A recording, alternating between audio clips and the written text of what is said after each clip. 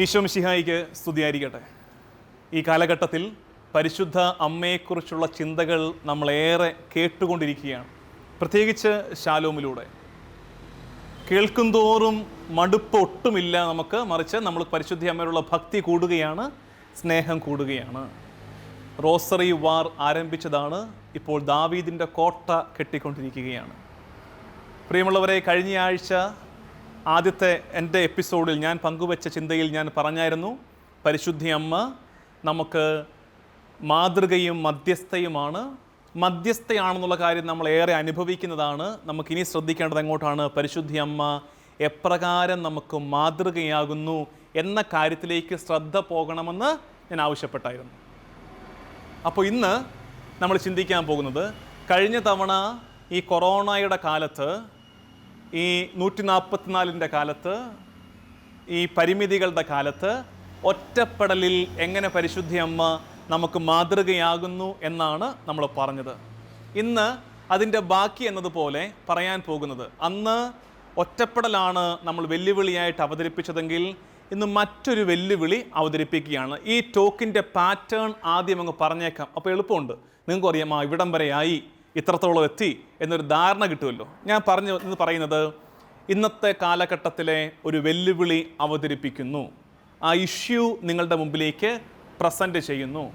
രണ്ടാമത്, അങ്ങനെ ഒരു വെല്ലുവിളിയുടെ മുമ്പിൽ എങ്ങനെ പരിശുദ്ധ അമ്മ നമുക്ക് മാതൃകയാകുന്നു, പരിശുദ്ധ അമ്മയുടെ ജീവിതം നമ്മൾ ധ്യാനിക്കുന്നു. ഒടുവിൽ നമ്മളെടുക്കേണ്ട തീരുമാനത്തെക്കുറിച്ച് ഓർമ്മിപ്പിച്ചുകൊണ്ട് ഈ ടോക്ക് അവസാനിപ്പിക്കും. ഈ ടോക്ക് അവസാനിപ്പിക്കുന്നത് കേൾക്കുമ്പോൾ സന്തോഷമല്ലേ? അത്രേ ഉള്ളല്ലോ കർത്താവ്, ഒരു ആശ്വാസമല്ലേ? അതുകൊണ്ട് ആ വിചാരത്തോടെ ലളിതമായിട്ട് നിങ്ങളിരിക്കുക. ഞാനും എന്നെക്കൊണ്ടാകുന്നത് പോലെ ലളിതമായിട്ട് ഇതൊന്ന് പറഞ്ഞ് മനസ്സിലാക്കാൻ ശ്രമിക്കാം, മനസ്സിലാക്കിപ്പിക്കാൻ, നിങ്ങളുടെ മനസ്സിലിതെത്തിക്കാൻ ശ്രദ്ധിക്കുന്നതായിരിക്കും. അപ്പോൾ എന്താണ് ഈ കാലഘട്ടത്തിൻ്റെ വേറെ ഒരു വെല്ലുവിളി? ഒറ്റപ്പെടൽ കിടപ്പുണ്ട്, കഴിഞ്ഞ പ്രാവശ്യം പറഞ്ഞത്. ഇത് മറ്റൊരു വെല്ലുവിളി. അതറിയണമെങ്കിൽ തിമോത്തിയോസിന് പൗലോസ്ലീഹ എഴുതിയ 2-ാമത്തെ ലേഖനത്തിൻ്റെ 3-ാം അധ്യായം 1-ാം വാക്യം. തിമോത്തിയോസിന് എഴുതിയ, ബൈബിൾ ഉള്ളവർ ഞാൻ ആവർത്തിക്കുന്നു, എടുത്താൽ നല്ലതാണ്, വരച്ചിട്ടാൽ അതിലും നല്ലതാണ്. അതുകൊണ്ട് മടി കൂടാതെ ബൈബിൾ എടുക്കുക. ഞാനും എടുത്തു. തിമോത്തിയോസിന് എഴുതിയ 2-ാം ലേഖനത്തിൻ്റെ 3-ാം അധ്യായം 1-ാം വാക്യം. ഇവിടെ എന്താ പറഞ്ഞിരിക്കുന്നത് അറിയാമോ? ഈ വാക്യം രസമുണ്ട്. ഇത് കുറച്ചധികം വായിച്ചു പോകാനുണ്ട്. നമുക്ക് വേണ്ടത് മാത്രം ഞാൻ വായിച്ച് അവിടെ കൊണ്ട് നിർത്താം. അന്ത്യകാലങ്ങളിൽ ചില ദുഷിച്ച മനുഷ്യരുണ്ടാകും. പറഞ്ഞിരിക്കുന്ന അങ്ങനെയാണ്. അവസാന കാലങ്ങളിൽ കുറച്ച് മോശപ്പെട്ട മനുഷ്യർ ഉണ്ടാകും, സംശയമില്ല. എന്നിട്ട് എന്താ പറയുന്നത്? എന്നിട്ട് അവരുടെ സ്വഭാവം ഇങ്ങനെയൊക്കെയായിരിക്കും എന്ന് പറഞ്ഞ് പോവാണ്. അതിലൊന്നാമത്തെ ദുർസ്വഭാവത്തെയാണ് നമ്മളിന്ന് വെല്ലുവിളിയായി കണ്ട് നമ്മൾ ധ്യാനിക്കുന്നത്, അതിനെ അതിജീവിക്കാൻ ശ്രമിക്കുന്നത്. ഇങ്ങനെയാണത്. തിമോത്തിയോസിനോട് 2-ാം ലേഖനത്തിൻ്റെ 3-ാം അധ്യായം 1-ാം വാക്യം. ഒരു കാര്യം മനസ്സിലാക്കിക്കൊള്ളുക, അവസാന നാളുകളിൽ ക്ലേശപൂർണമായ സമയങ്ങൾ വരും. മനസ്സിലായി കർത്താവേ? ക്ലേശപൂർണമായ സമയം വരും എന്നുള്ളത് നന്നായിട്ട് ഇപ്പം ഞങ്ങൾക്ക് മനസ്സിലാകുന്നുണ്ട്. ഒരു കാര്യം മനസ്സിലാക്കിക്കൊള്ളുക, അവസാന നാളുകളിൽ ക്ലേശപൂർണമായ സമയങ്ങൾ വരും. എന്നിട്ട് അപ്പോൾ സ്വാർത്ഥ സ്നേഹികളും ധനമോഹികളും അഹങ്കാരികളും ഗർവിഷ്ഠരും ദൈവദൂഷകരും മാതാപിതാക്കന്മാരെ അനുസരിക്കാത്തവരും കൃതജ്ഞരും വിശുദ്ധിയില്ലാത്തവരുമായ മനുഷ്യർ ഉണ്ടാകും. കണ്ടോ, ഈ ടൈപ്പൊക്കെ ഉണ്ടായി വരുമെന്ന്. ഒന്നാമത്തത്, അപ്പോൾ സ്വാർത്ഥ സ്നേഹികൾ വരും. സ്വാർത്ഥതയാണ് അപകടം. നമ്മൾ ചിന്തിക്കാൻ പോകുന്ന ഈ കാലഘട്ടത്തിൻ്റെ വലിയ വെല്ലുവിളി സ്വാർത്ഥതയാണ്. അപ്പോൾ നിങ്ങൾ സാധാരണ എന്നതുപോലെ എന്നോട് ചോദിക്കും, അച്ചോ സ്വാർത്ഥതയൊക്കെ എല്ലാ കാലത്തും ഉള്ളതല്ലേ? സ്വാർത്ഥതയൊക്കെ എല്ലാ കാലത്തും ഉള്ളതല്ലേ? ഇപ്പം എന്താ പ്രത്യേകത? അതായത് കൊറോണയുടെ പശ്ചാത്തലത്തിൽ, ഈ കാലഘട്ടത്തിലെ ജീവിത രീതിയുടെ പശ്ചാത്തലത്തിൽ എന്തുകൊണ്ട് സ്വാർത്ഥത അപകടമാണെന്ന് പ്രത്യേകം സ്ട്രെസ് ചെയ്ത് അച്ഛൻ പറയുന്നു. അതിൻ്റെ കാരണം പറയാൻ പോവാണ്. ഇത്രയും കാലം പാവങ്ങളെ നോക്കാത്തവൻ, ആവശ്യമുള്ളവൻ എന്തെങ്കിലും ഒന്ന് കൈ അയച്ചു കൊടുക്കാത്തവൻ, വീട്ടിൽ ധർമ്മം യാചിച്ചു വരുന്നവനെ ഒന്ന് സഹായിക്കാത്തവൻ, അലിവോടെ നോക്കാത്തവൻ, അങ്ങനെയുള്ള മനുഷ്യരൊക്കെ ഉണ്ട് നമ്മുടെ കൂട്ടത്തിൽ. ഉണ്ട്, നമുക്കറിയാം, ഉണ്ട്. അവർ പണ്ടും അങ്ങനെയായിരുന്നു, ഇപ്പോഴും അങ്ങനെ തന്നെയാണ്. പക്ഷെ എന്താ വ്യത്യാസം? ഇപ്പോൾ സ്വാർത്ഥതയ്ക്ക് ലൈസൻസ് കിട്ടി. സ്വാർത്ഥതയ്ക്ക് ലൈസൻസ് കിട്ടി. എന്താ കാര്യം? Social distancing. കൊറോണ എന്നൊരു വൈറസിന്റെ പേരും പറഞ്ഞ് നമ്മൾ എല്ലാവരുടെ നേർക്കും കണ്ണടക്കുകയാണ്, മുഖം തിരിച്ചു കളയുകയാണ്. ആവശ്യമുള്ളവനുണ്ടെന്നേ. നമ്മുടെയൊക്കെ ചുറ്റുപാടും ഈ കാലഘട്ടങ്ങളിൽ കഷ്ടപ്പെടുന്നവനുണ്ട്. നമ്മുടെയൊക്കെ ബാങ്കിലോ നമ്മുടെ കയ്യിലോ കുറച്ചൊക്കെ മിച്ച ശേഖരം ഉണ്ടെങ്കിൽ ദൈവത്തിന് നന്ദി പറ. അതില്ലാതെ അന്നത്തെ വേല ചെയ്ത് കൂലി സമ്പാദിച്ച് ജീവിച്ചിരുന്ന മനുഷ്യൻ്റെ വീട്ടിൽ പട്ടിണി വിരുന്ന് വന്നിട്ടുണ്ട്. അപ്പോൾ അതൊന്ന് കണ്ട് വേണ്ട സഹായം കൊടുക്കാൻ കഴിയാത്ത വിധം സോഷ്യൽ ഡിസ്റ്റൻസിങ്, സാമൂഹിക അകലം, കൊറോണ വൈറസ്, 144, കൂട്ടം കൂടാൻ പാടില്ല, ഒരുമിച്ച് കൂടാൻ പാടില്ല, അവൻ്റെ അടുത്ത് പോകാൻ പാടില്ല, അകലം പാലിക്കണം, മുഖം മറയ്ക്കണം എന്നൊക്കെ പറയുമ്പോൾ എന്താ സംഭവിക്കുന്നറിയാമോ? എന്നൊക്കെ പറയുമ്പോൾ സംഭവിക്കുന്നത് സ്വാർത്ഥതയ്ക്ക് ലൈസൻസ് കിട്ടി. എൻ്റെ കണ്ണിച്ചോരയില്ലായ്മയ്ക്ക് ലൈസൻസ് കിട്ടി. ഇതാണ് ഇപ്പോൾ സംഭവിച്ചിരിക്കുന്നത്. പ്രിയമുള്ളവരെ, അതിജീവിക്കണം. ഇനിയുള്ളത് ഓൾറെഡി സ്വാർത്ഥരായവർക്ക് ലൈസൻസ് കിട്ടി. ഇനി വേറെ കുറേ ടീംസ് ഈ കാലഘട്ടത്തിൽ ലൈസൻസിന് അപ്ലൈ ചെയ്യാൻ സാധ്യതയുണ്ട്. എങ്ങനെ? കുറച്ചുകൂടെ സ്വാർത്ഥരാകും. എങ്ങനെയെന്നറിയാമോ?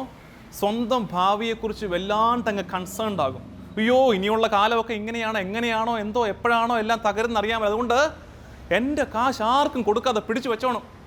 മനുഷ്യനെ സഹായിക്കരുത്. അവൻ വന്ന് പട്ടിണിയാണ്, വൈകുന്നേരം കഞ്ഞി വെക്കാൻ അരിയില്ല എന്ന് പറഞ്ഞാലും കൊടുക്കരുത്, പിടിച്ചു വെച്ചുകൊണ്ടിരുന്നോണം. അതാണ് പറഞ്ഞത്. പുതിയ ആൾക്കാർ അപ്ലൈ ചെയ്യാൻ സാധ്യതയുണ്ട്. ഈ കാലഘട്ടം അങ്ങനത്തെ കാലഘട്ടമാണ്. അതുകൊണ്ട് ഞാൻ പറഞ്ഞു വന്ന ആർഗ്യുമെൻ്റ് കിട്ടിയെന്ന് വിചാരിക്കുന്നു. ഇത് സ്വാർത്ഥത എന്ന വലിയ തിന്മ നമ്മുടെ ഇടയിൽ വല്ലാണ്ട് പടരുന്ന കാലഘട്ടമാണ്. സ്വാർത്ഥതയ്ക്ക് ലൈസൻസ് കിട്ടുന്ന കാലമാണ്. അതുകൊണ്ട് അതിനെ അതിജീവിക്കാൻ ശ്രദ്ധിക്കണം. ഇനി ഇതാണ് പ്രശ്നം അവതരിപ്പിച്ചു, പ്രോബ്ലമാറ്റിക് എന്ന് പറയും, അവതരിപ്പിച്ചു. ഇനി നമ്മൾ എങ്ങോട്ട് നോക്കുകയാണ്? പരിശുദ്ധ അമ്മ എങ്ങനെയാണ് ഈ സ്വാർത്ഥതയെ അതിജീവിച്ചത്? അങ്ങനെ ഒരു മൊമെൻറ്റ് പരിശുദ്ധ അമ്മയുടെ ജീവിതത്തിൽ ഉണ്ടായിട്ടുണ്ടോ? ഉണ്ട്. പരിശുദ്ധ അമ്മയ്ക്ക് ജീവിതത്തിൻ്റെ ഒരു ഘട്ടത്തിൽ വേണമെങ്കിൽ അല്പം സ്വാർത്ഥമതിയാകാമായിരുന്നു. പരിശുദ്ധ അമ്മ അത് വേണ്ടെന്ന് വെച്ചു. ആ സ്വാർത്ഥതയുടെ പ്രലോഭനത്തെ പരിശുദ്ധ അമ്മ തോൽപ്പിച്ച് തുന്നം പാടിച്ചു. എന്തെന്നറിയാമോ? പരിശുദ്ധ അമ്മയ്ക്ക് ദൈവത്തിൻ്റെ അരുളപ്പാടുണ്ടാകുന്നു, നീ രക്ഷകന് ജന്മം നൽകും എന്നറിയിപ്പ് കൊടുത്തിട്ട് ഒരു കാര്യം കൂടെ പറഞ്ഞു. നിന്റെ ചാർച്ചക്കാരിയായ എലിസബത്തിന്, ഏലീഷ്ബായ്ക്ക് ഇത് 6-ാം മാസമാണ്. ഏലീഷ്ബ 1ാമത് വാർദ്ധക്യത്തിലാണ്, ഇപ്പോൾ ദാ ഗർഭിണിയുമാണ്. മനുഷ്യപ്പറ്റുള്ള ആരും വിചാരിക്കും അവിടം വരെ ഒന്ന് പോകണം, വേണ്ട സഹായമൊക്കെ ഒന്ന് ചെയ്തു കൊടുക്കണം എന്ന് ആരും വിചാരിച്ചു പോകും. സ്വാഭാവികമാണ്. മറിയവും ഉണ്ടാകണം. പക്ഷേ അങ്ങനെ വിചാരിക്കുമ്പോഴും മറിയത്തിൻ്റെ ഉള്ളിൽ 2 പ്രലോഭനം ഉണ്ടാകാൻ സാധ്യതയുണ്ട്. ഒന്നാമതെന്നറിയാം, ഒന്നാമത്തെ പ്രലോഭനം, ഇത് ഞാൻ പറയുന്നത് പരിശുദ്ധ അമ്മ ഇത്തരം ചിന്തകളെയൊക്കെ തോൽപ്പിച്ചിട്ടാണ് എലിസബത്തിൻ്റെ അടുത്തേക്ക് പോയതെന്ന് ഓർക്കണം. അതുകൊണ്ടാണ് പരിശുദ്ധ അമ്മയ്ക്ക് ഒന്നാമത് വന്ന ചിന്ത, വരാമായിരുന്ന ചിന്ത, വന്നിട്ടുണ്ടാകാമായിരിക്കുന്ന ചിന്ത എന്തായിരുന്നു? ഞാനും ഗർഭിണിയല്ലേ, ഒരു 6 മാസത്തെ വ്യത്യാസം ഉണ്ടെന്നല്ലേ ഉള്ളൂ. അമ്മായിക്കിത് 6-ാം മാസമാണ്, എനിക്കിത് സ്റ്റാർട്ട് ചെയ്തു, എനിക്കും കെയർ വേണ്ടേ? സ്വാർത്ഥതയ്ക്ക് ലൈസൻസ് എടുക്കാൻ ഒരു കാരണം കിട്ടിയായിരുന്നു മറിയത്തിന്. പക്ഷെ മറിയം തീരുമാനിച്ചു, എൻ്റെ കാര്യം അവിടെ നിൽക്കട്ടെ, അതിനെക്കുറിച്ച് ഇപ്പോൾ ഞാൻ ഓവർ കൺസേൺഡ് ആകുന്നില്ല. ഇപ്പോൾ ഞാൻ ചെറുപ്പമാണ്, എനിക്കത് മാനേജ് ചെയ്യാൻ പറ്റും. അല്ലെങ്കിൽ എനിക്കിത് 1-ാം മാസമേ ആയിട്ടുള്ളൂ, അമ്മായിക്കിത് 6-ാം മാസമാണ്, വൃദ്ധയാണ്. അതുകൊണ്ട് കൂടുതൽ സഹായം ആവശ്യമുള്ളതാർക്കാ? ശുശ്രൂഷ ആവശ്യമുള്ളതാർക്കാ? എലിസബത്തിനാണ്. അതുകൊണ്ട് ഞാൻ പോയി സഹായിക്കണം. സ്വാർത്ഥതയെ തോൽപ്പിച്ച കണ്ടോ? രണ്ടാമത്, മറിയത്തിന് വേണമെങ്കിൽ ചിന്തിക്കാമായിരുന്നു, എൻ്റെ ഉള്ളിൽ വരാൻ പോകുന്നത് ആരാ? നിസ്സാര കക്ഷിയാണോ എൻ്റെ ഉള്ളിൽ വന്നിരിക്കുന്നത്? ദൈവപുത്രൻ്റെ അമ്മയാകാൻ പോവാണ് ഞാൻ. എന്നിട്ട് ഞാൻ ശുശ്രൂഷിക്കാൻ പോകേണ്ട കാര്യമുണ്ടോ? ഞാൻ എവിടെങ്കിലും പോയി വീട്ടുവേല പോലെ ചെയ്തു കൊടുക്കേണ്ട കാര്യമുണ്ടോ എന്ന ചിന്ത വേണമെങ്കിലും ഉണ്ടാകാമായിരുന്നു. പരിശുദ്ധ അമ്മ ഉണ്ടായിട്ടുണ്ടെങ്കിൽ തന്നെ അതിനെയും തോൽപ്പിച്ചിട്ടുണ്ട്. അതുകൊണ്ടാണ് പരിശുദ്ധ അമ്മയ്ക്ക് എലിസബത്തിനെ തേടി മല കയറി പോകാൻ പറ്റിയത്. പ്രിയമുള്ളവരെ, നമ്മുടെ ഉള്ളിലും നന്മ ചെയ്യാതിരിക്കാൻ ഒരുപാട് കാരണമുണ്ടെന്നിപ്പോൾ. ഇതാണ് ഞാൻ പറഞ്ഞത്, നന്മ ചെയ്യാതിരിക്കാൻ, നമ്മളെക്കുറിച്ച് മാത്രം ചിന്തിച്ച് നമ്മുടെ വീടിൻ്റെ ആ ആവൃത്തിക്കുള്ളിൽ, സുഖസുഷുപ്തിക്കുള്ളിൽ ഒതുങ്ങിക്കൂടാൻ നല്ല കാലമാണിത്. കതക് തുറക്കണ്ട, ആര് വന്നാലും. ഫോൺ എടുത്തില്ലേലും കുഴപ്പമില്ല, എല്ലാത്തിനും ഒരു കാരണം പറയാം, നമുക്ക് കൊറോണ എന്ന് പറഞ്ഞ് രക്ഷപ്പെടാം. പക്ഷേ ഓർക്കേണ്ടത്, മറിയത്തെ പോലെ എനിക്കിത് 1-ാം മാസമേ ആയിട്ടുള്ളൂ, ഞാൻ ചെറുപ്പമാണ്. എലിസബത്തിന് 6-ാം മാസമാണ്, അവൾ വൃദ്ധയാണ്. അതായത് ശരിയാണ്, നമുക്കൊക്കെ പ്രശ്നങ്ങളുണ്ടെന്നേ. സാമ്പത്തിക ഞെരുക്കമില്ലാത്ത ആരാ ഈ സമയം? എല്ലാവർക്കും ഉണ്ടെന്ന്. പക്ഷെ നമ്മളെക്കാൾ ബുദ്ധിമുട്ടുള്ളവരുണ്ടെന്ന്. അതുകൊണ്ട് അല്പം സഹായം അങ്ങോട്ടൊന്ന് കൊടുക്ക്. രണ്ടാമത്, ദൈവപുത്രൻ്റെ അമ്മയാണ്, മേന്മ നടിക്കാമായിരുന്നു. നമ്മൾ എത്ര വലുതാണെന്ന് വിചാരിക്കുന്നോ അത്രയധികം നമ്മൾ എളിമപ്പെടണം. നമുക്ക് എത്ര അധികമായി കർത്താവ് സ്വർഗത്തിൽ നിന്ന് അനുഗ്രഹം നൽകിയിട്ടുണ്ടോ അതിനാനുപാതികമായി നമ്മൾ ചെറുതാകണം, ശുശ്രൂഷ ചെയ്യണം. അതാണ് പരിശുദ്ധി അമ്മ പഠിപ്പിക്കുന്നത്. എന്നിട്ട് പരിശുദ്ധി അമ്മ കയറി ചെല്ലുകയാണ്. പരിശുദ്ധി അമ്മ മേളിലോട്ട് കയറി ചെല്ലുമ്പോൾ എലിസബത്തിൻ്റെ സന്തോഷം ഒന്ന് ഊഹിക്കണം നിങ്ങൾ. എലിസബത്ത് എന്തൊരു ആശ്വാസമായിരിക്കും അവൾക്ക്. കാരണം 6 മാസമായിട്ടും ആരോടും പറയാതെ അവൾ അകത്തിങ്ങനെ ഒതുങ്ങിക്കൂടിയിരിക്കുകയാണ്. ഇത് തന്നെയാണ് ഇന്ന് സംഭവിച്ചുകൊണ്ടിരിക്കുന്നത്. ഇത് തന്നെയാണ് ഒരല്പം അഭിമാനമുള്ള മനുഷ്യർ, അല്പം നേരോടെ ജീവിച്ചവർ, അധ്വാനിച്ച് ആ വരുമാനം കൊണ്ട് സന്തോഷത്തോടെ ജീവിച്ചവർ ഒക്കെ ഉള്ളുനീറുകയാണ് ഈ കാലഘട്ടത്തിൽ. ആരോടും പറഞ്ഞിട്ടില്ല. എലിസബത്ത് ഇരുന്നത് പോലെ 6 മാസമായി ആരോടും പറഞ്ഞിട്ടില്ല, അങ്ങനെ ഇരിക്കുകയാണ്. അവിടേക്കാണ് മറിയം ചെല്ലുന്നത്. എന്തൊരു ആശ്വാസമായിരിക്കും. അതുകൊണ്ട് ഓർക്കേണ്ടത്, ചുറ്റുപാടും എവിടെയൊക്കെയോ എലിസബത്തിനെ പോലെ ഉള്ളുനീറിയിരിക്കുന്നവരുണ്ട്. നമ്മുടെ സ്വാർത്ഥതയുടെ ചങ്ങലയൊന്ന് പൊട്ടിച്ചിട്ട് അവരെ തേടി ചെല്ലണേ. അപ്പം നമ്മൾ പറയും, അച്ഛാ ഇഷ്ടപ്പെട്ടു, ചെല്ലണമെന്നൊക്കെ ആഗ്രഹമുണ്ട്, അച്ഛാ പോകണമെന്ന് ആഗ്രഹമുണ്ട്, മനുഷ്യനെ ഒന്ന് മൈൻഡ് ചെയ്യണമെന്ന്, ഒരല്പം ഒന്ന് കെയർ ചെയ്യണമെന്നൊക്കെ ആഗ്രഹമുണ്ട്. അതിന് മാത്രം ഒന്നും കയ്യിലില്ലച്ചോ, അതിന് മാത്രം ഒന്നും കയ്യിലില്ല. അതിൻ്റെ പരിഹാരമുണ്ട്. മറിയം അവിടേക്ക് ചെന്ന് കയറിയപ്പോൾ എലിസബത്ത് ഏറ്റവും അധികം സന്തോഷിച്ച് എന്ത് പറഞ്ഞാണ്? എൻ്റെ കർത്താവിൻ്റെ അമ്മ എൻ്റെ പക്കൽ വരാൻ ഞാൻ എന്ത് ഭാഗ്യം ചെയ്തു. മറിയത്തിൻ്റെ ഉള്ളിലെ ഈശോയുടെ സാന്നിധ്യം അറിഞ്ഞ് എലിസബത്തിൻ്റെ ഉള്ളിൽ സ്നാപക യോഹന്നാൻ ഡാൻസ് കളി തുടങ്ങി. അതായത് നമ്മൾക്ക് കൊടുക്കാവുന്ന ഏറ്റവും വലിയ കെയർ ആൻഡ് കൺസേൺ നമ്മുടെ ഉള്ളിലെ ഈശോയാണ്. നമ്മുടെ ഉള്ളിൽ ആ സന്തോഷം കൊടുക്കുന്നത്. ഉള്ളിൽ ഈശോയും കൊണ്ട് ചെന്നാലുണ്ടല്ലോ, കൊടുക്കുന്നത് 10 രൂപയാണെങ്കിലും അവർ തുള്ളിച്ചാടും. ഉള്ളിൽ ഈശോ ഇല്ല, എൻ്റെ അഹങ്കാരം കൊണ്ട് ചെന്നാൽ 10,000 കൊടുത്താലും അവരുടെ മുഖം വാടിയിരിക്കും. കാരണം അതിനകത്ത് അവർ വിചാരിക്കുന്നുണ്ട് ഞങ്ങളെ അപമാനിക്കുന്നതാണോ എന്ന്. ഉള്ളിൽ ഈശോയും കൊണ്ട് ചെന്ന് നന്മ ചെയ്യുക, സ്വാർത്ഥതയുടെ ആ പുറംതോട് പൊട്ടിക്ക്. എൻ്റെ പ്രിയമുള്ള ദൈവജനമേ, പല ഭാഷയിൽ ഞാൻ ഈ പറഞ്ഞുകൊണ്ടിരിക്കുന്ന കാര്യം ഇതാണ്. ഇത് സ്വാർത്ഥതയ്ക്ക് കൊട പിടിക്കുന്ന കാലമാണിത്. സ്വാർത്ഥതയ്ക്ക് കൊട ചൂട് പിടിക്കുന്ന കാലമാണിത്. ഇതിനെ നമ്മൾ ബോധപൂർവം തോൽപ്പിക്കണേ. അപരൻ്റെ കണ്ണീരിലേക്കൊരു നോട്ടം വേണേ, അവൻ്റെ ചാരത്തൊന്നിരിക്കണേ, കെയർ ചെയ്യണേ. പരിശുദ്ധി അമ്മ പഠിപ്പിക്കുന്നു, സ്വാർത്ഥതയുടെ ഈ പുറംതോട് പൊട്ടിച്ചു കളയുക. ഫിലിപ്പിയർക്കുള്ള ലേഖനം 2-ാം അധ്യായം 4-ാം വാക്യം. ഇത് 2-3 വാക്യങ്ങളെ എഴുതിയെടുത്തിട്ട് എവിടെയെങ്കിലും കുറിച്ചിട്ട്, നോട്ട്ബുക്കൊക്കെ ഉണ്ടെങ്കിൽ കുറിച്ചിട്ട്, അല്ലെങ്കിൽ നന്നായിട്ട് അടിവരയിട്ടൊക്കെ സൂക്ഷിച്ചു വെച്ചിട്ട് ഇന്ന് തന്നെ പലവട്ടം ഒന്ന് വായിക്കുക. ഫിലിപ്പി ലേഖനം 2-ാം അധ്യായം 4-ാം വാക്യം ഞാൻ വായിച്ചു കേൾപ്പിക്കാം. ഞാൻ ഈ പറഞ്ഞ കാര്യം ഇത് വചനാധിഷ്ഠിതമാണെന്ന്, വചനം നമ്മളോട് ഇത് കമ്മ്യൂണിക്കേറ്റ് ചെയ്യുന്നുണ്ടെന്ന് ഒന്ന് ഊട്ടി ഉറപ്പിക്കുകയാണ് ഞാൻ. അതുകൊണ്ട് ഇത് ഉറക്കൊക്കെ വീട്ടിനകത്തിരുന്ന് വായിച്ചോണേ. ഫിലിപ്പി 2:4, ഓരോരുത്തരും സ്വന്തം താല്പര്യം മാത്രം നോക്കിയാൽ പോരാ, മറിച്ച് മറ്റുള്ളവരുടെ താല്പര്യങ്ങളും പരിഗണിക്കണം. വ്യക്തമായിട്ട് പറഞ്ഞില്ലേ, സ്വന്തം കാര്യം മാത്രം നോക്കിയാൽ പോരാ, അവരനെ കൂടെ ഒന്ന് പരിഗണിക്കണമെന്ന്. ഫിലിപ്പി 2:4, ഓരോരുത്തരും സ്വന്തം താല്പര്യം മാത്രം പരിഗണിച്ചാൽ പോരാ, അപരൻ്റെ താല്പര്യങ്ങളും കൂടെ ഒന്ന് പരിഗണിക്കണം. യോഹന്നാൻ ശ്ലീഹായുടെ 1-ാം ലേഖനത്തിൻ്റെ 3-ാം അധ്യായം 17-ാം വാക്യം. യോഹന്നാൻ 1:3-17 ശ്രദ്ധിക്കേണ്ടതാണ്. ഇതൊക്കെ നേരെ ചങ്കിലേക്ക് കയറുന്ന ഇരുതലവാളിൻ്റെ മൂർച്ചയുള്ള വചനഭാഗങ്ങളാണ്. ഇങ്ങനെയാണത്: ലൗകിക സമ്പത്തുണ്ടായിരിക്കെ ഒരുവൻ തൻ്റെ സഹോദരനെ സഹായമർഹിക്കുന്നവനായി കണ്ടിട്ടും അവനെതിരെ ഹൃദയം അടയ്ക്കുന്നെങ്കിൽ അവനിൽ ദൈവസ്നേഹം എങ്ങനെ കുടികൊള്ളും?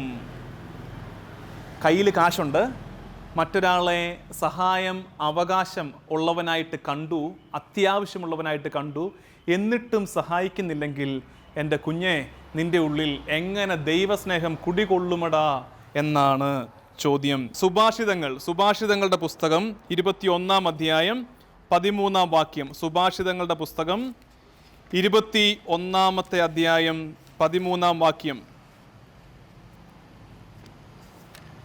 അവിടെ നമ്മൾ വായിക്കുന്നത് സുഭാഷിതം 21:13, ദരിദ്രന്റെ നിലവിളിക്ക് ചെവി കൊടുക്കാത്തവന് വിലപിക്കേണ്ടി വരും, അതാരും കേൾക്കുകയില്ല. ദരിദ്രന്റെ നിലവിളിക്ക് ചെവി കൊടുക്കാത്തവന് വിലപിക്കേണ്ടി വരും, അതാരും കേൾക്കുകയില്ല. ഇതാണ് സംഭവിക്കാൻ പോകുന്ന അൾട്ടിമേറ്റ് ശിക്ഷ. ഇന്ന് ആരെങ്കിലുമൊക്കെ നിലവിളിക്കുന്നു, ഇത് അവന് കഷ്ടതയുടെ കാലം, അവനെ നീ കേൾക്കുന്നില്ലെങ്കിൽ, അവന് വേണ്ടത് കൊടുക്കുന്നില്ലെങ്കിൽ, കുറേ കാലം കഴിയുമ്പോൾ നമ്മൾ നിലവിളിക്കേണ്ട കാലം വരുമെന്ന് ആർക്കറിയാം? ജീവിതത്തിൻ്റെ യാത്രയിൽ എന്തൊക്കെ നമ്മളെ കാത്തിരിപ്പുണ്ടെന്ന്. അന്ന് നമ്മൾ നിലവിളിക്കുമ്പോഴും ആരും കേൾക്കില്ലെന്ന്. അതുകൊണ്ട് എൻ്റെ പ്രിയമുള്ള ദൈവജനമേ, പറഞ്ഞു വന്നത് ദാ ഇവിടെ അവസാനിപ്പിക്കുകയാണ്. പരിശുദ്ധി അമ്മ നമുക്ക് മധ്യസ്ഥ മാത്രമല്ല, മാതൃകയാണ്. റിവിഷനാണ് കേട്ടോ, മാതൃകയാണ്. വെല്ലുവിളികളുടെ ഈ കാലത്ത്, ഏത് കാലത്ത്? കൊറോണ കാലത്ത് പരിശുദ്ധി അമ്മ നമ്മുടെ മുമ്പിൽ നമുക്ക് എക്സാമ്പിളായിട്ട്, മാതൃകയായിട്ട് നിൽപ്പുണ്ട്. അതിനെ അതിജീവിക്കേണ്ടത് എങ്ങനെയാണ്? ഈ കാലഘട്ടം ഒരുക്കുന്ന വലിയ വെല്ലുവിളിയാണ് സ്വാർത്ഥത. എന്തുകൊണ്ട്? ഇത് സ്വാർത്ഥതയ്ക്ക് ലൈസൻസ് കിട്ടുന്ന കാലം, ലൈസൻസ് ഇല്ലാത്തവർ അതിന് ആപ്ലിക്കേഷൻ കൊടുക്കുന്ന കാലം, സ്വാർത്ഥരാകാൻ സൗകര്യമുള്ള കാലം. അപ്പോൾ അതിനെ അതിജീവിക്കണം. പരിശുദ്ധയമ്മ അതിജീവിച്ച് എലിസബത്തിന് സന്തോഷം കൊടുത്തതുപോലെ ഉള്ളിൽ ഈശോയും കൊണ്ടുപോയി നമ്മൾ മറ്റുള്ളവർക്ക് സാന്നിധ്യം കൊണ്ട്, പ്രാർത്ഥന കൊണ്ട്, ശുശ്രൂഷ കൊണ്ട് സന്തോഷം നൽകണം. ഇത് വചനം നമ്മളോട് ആവശ്യപ്പെടുന്നുണ്ട്. അല്ലെങ്കിൽ അവസാനം നമ്മൾ പറഞ്ഞത് സുഭാഷിതം 21:13, ഇപ്പോൾ നീ ദരിദ്രൻ്റെ, വിഷമിക്കുന്നവൻ്റെ നിലവിളി കേൾക്കുന്നില്ലെങ്കിൽ കുറേ കാലം കഴിയുമ്പോൾ നിൻ്റെ നിലവിളിയും ആരും കേൾക്കാതെ പോകും. ആരുമെന്ന് പറഞ്ഞാൽ ദൈവവും കേൾക്കാതെ പോകും. അതുകൊണ്ട് ആകുന്ന നന്മ ആകുന്ന ഇടങ്ങളിൽ നമുക്ക് ചെയ്തുകൊണ്ടേ ഇരിക്കാം. ദൈവനാമത്തിന് മഹത്വമുണ്ടാകട്ടെ. ആമേൻ.